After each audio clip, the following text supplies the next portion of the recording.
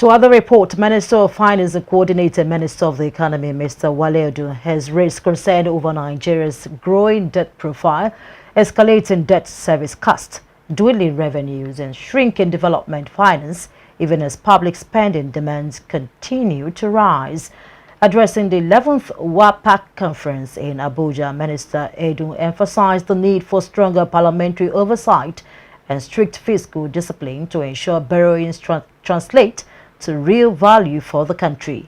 He highlighted recent reforms, including subsidy removal and exchange rate liberalization, which are improving investor confidence and boosting government revenue. As of 2024, Nigeria's debt-to-GDP ratio stands at 38.8%, while debt service account for 60% of revenue. This conference comes at a defining moment when rising debt levels, elevated debt service costs, constrained revenues, and shrinking development finance collide with, of course, the usual growing, almost unlimited demands for public spending, public financing, and provision to the people of infrastructure, education, healthcare, and social protection, the all-important social safety net that helps to ease the passage of difficult and necessary reforms that we are undertaking in Nigeria, bravely led, courageously led by President Bola Ahmed Tinubu, GCFR. The theme of this conference, strengthening parliamentary oversight of public debt, the role of finance and public accounts committees, is both apt and it is timely. The message is clear.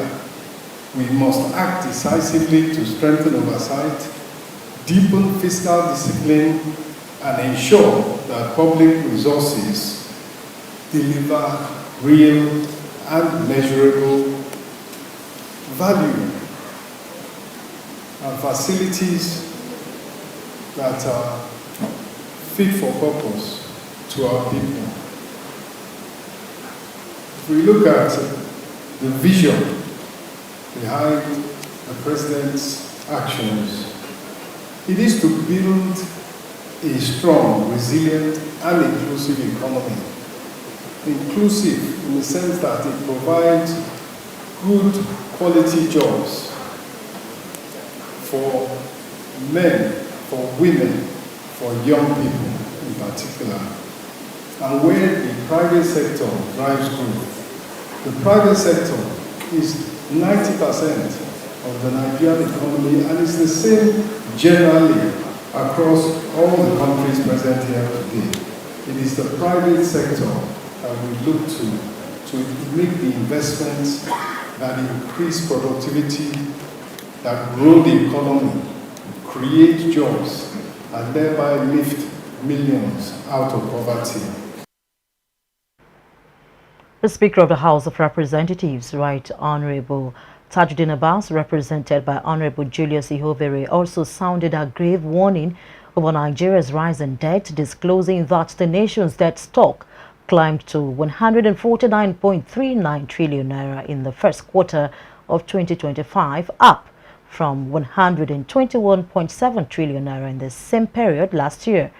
On his part, the chairman of the House Public Accounts Committee, Honorable Bamidele Salam, emphasized that debt policies must be anchored on sustainability and transparency to prevent long-term fiscal risk.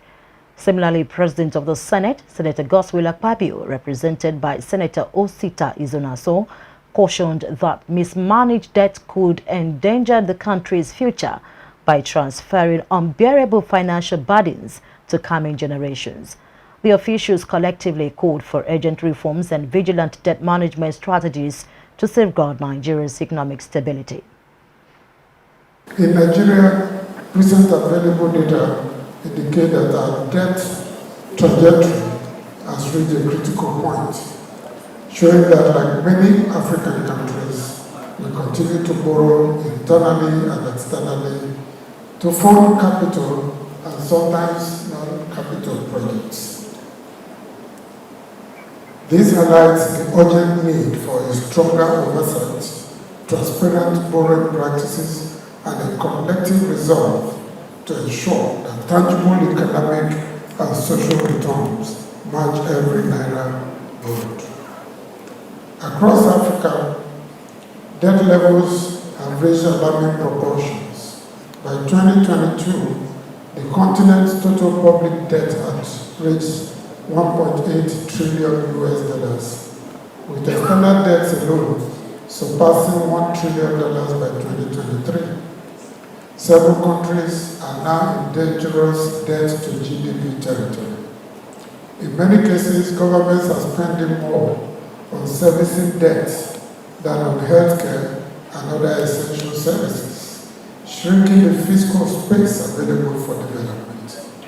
The continental picture makes clear that Africa faces not just a budgetary concern, but a structural crisis that demands urgent parliamentary attention and coordinated reform. The rising burden of public debt has become a matter of urgent national and regional concern. While it is widely accepted that public debt remains a vital instrument for financing development, especially in emerging economies, it must be emphasized that such debt must remain sustainable, transparent, and justifiable. Effective parliamentary oversight, particularly through the work of the Public Account and Finance Committees, is therefore indispensable to ensuring that debt accumulation does not become a pathway to fiscal crisis or intergenerational problem. It is therefore fitting that WAAPAC has chosen this critical theme for deliberation at the 11th conference holding here in Abuja. This very important gathering also aligns closely with the legislative agenda of Nigeria's 10th House of Representatives under the able leadership of His Excellency the Right Honorable Tajuddin Abbas, PhD. The House, therefore, is deeply committed to promoting regional integration, advancing parliamentary diplomacy, and strengthening democratic institutions. We believe that entrenching a culture of accountability, transparency, probity, and fiscal discipline in the management of public finances is not just a national imperative, but of course a regional and public debt, when properly managed, is a strategic instrument for financing growth, infrastructure, and sustainable development. However, when left unchecked or shrouded in opacity, it becomes a burden that mortgages the future of our citizens. This is why parliamentary oversight is indispensable. I will recall the last conference that was held in Benin. You also examined this pressing issue of debt management, and today you are further re-examining this subject matter, public debt, which has even become more expedient for greater parliamentary oversight. In Nigeria, to underscore how important this is, the 1999 Constitution, as amended, establishes a strong legal foundation for parliamentary scrutiny of financial matters, specifically